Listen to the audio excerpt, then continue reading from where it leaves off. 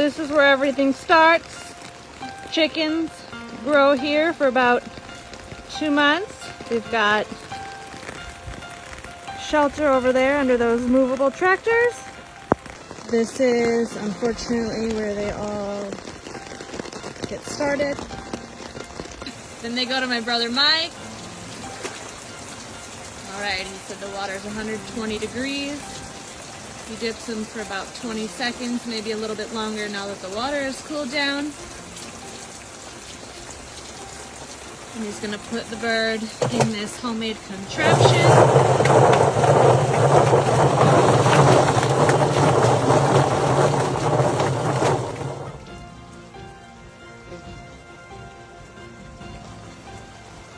And virtually all the feathers are removed. They go in here. Up next, we've got the chickens hanging out in cold water. We've got Nick and John and Joe and Mike. We're doing the same thing they are. Okay, so you just grabbed a chicken out of the bucket and then what? Pull its guts off. Cut the feet off? Cut the feet off and take the guts off. All right. Next, we got my dad. Cutting up the chickens. Brother-in-law Jim's prepping them. Doing a phenomenal job. Quiet, pleasant.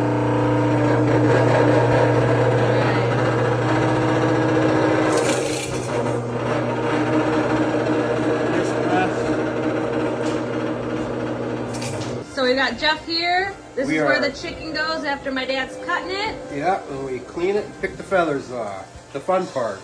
And this is the second time we clean it, so it goes into 2 different washes. So we wash these chickens nice and clean before Kathy puts them in their thing. And they drip dry a little bit.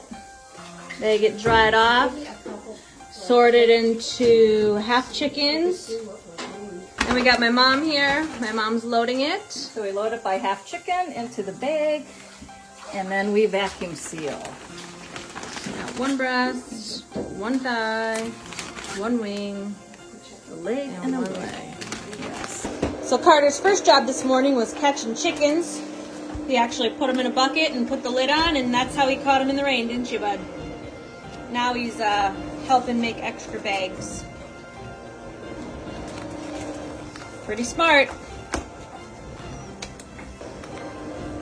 Also called a brown noser. We're sealing the bag after Kathy filled it. So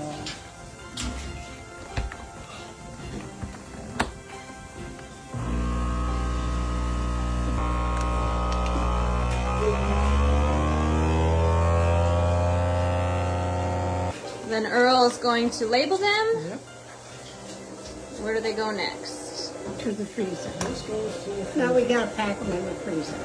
Some people prefer whole half chickens, so they're gonna stick 2 of them in this bag.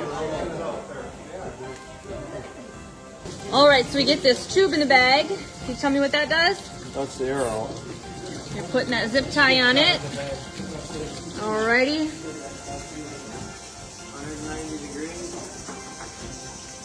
Stick it in the water that's been heated between what temperatures? 180 and 190. And how long do you hold that for? A little bit. A lot of you can handle it.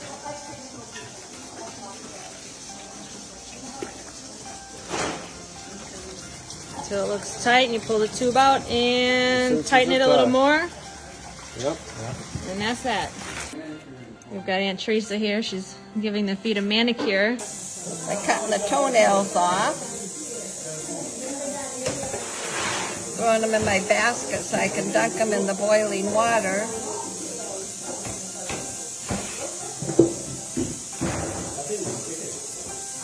I'm gonna dip them in the boiling water for about 20 seconds so we can peel the skin off.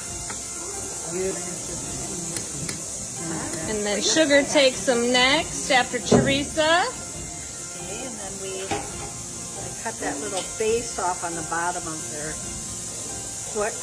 And then you just, it's nice to have longer nails because it does help, but then you just take it and you peel back all the skin. It'll just peel right off. It does it pretty easy, generally speaking. Sometimes you have to work at it, but well worth it. If it sticks or something, you just stick back in the water like that, and then get it hot again, and then just keep peeling. Once you get the skin off, then you put them into your broth preparation so that you get the collagen. And if you're a true soup maker, you leave them whole and then you suck on them after. Me? Oh, they eat them. Yeah. That's a delicatessen. Yep. You eat them. This was long before we had collagen supplements. Up next, we've got broth production.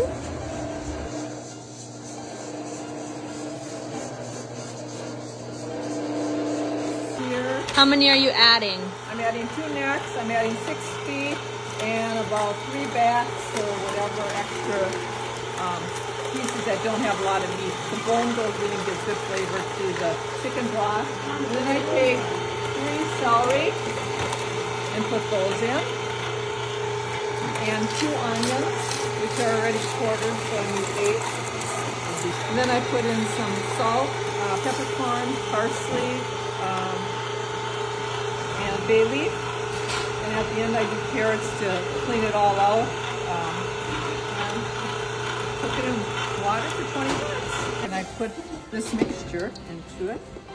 She said we've got 8.5 quarts of water. And then we wait till it gets up to 15 bring it to 15 pounds, and then we time it for 20 minutes to make a really good broth. The nice pressure pulls out all the nutrients and the flavor. It's really good.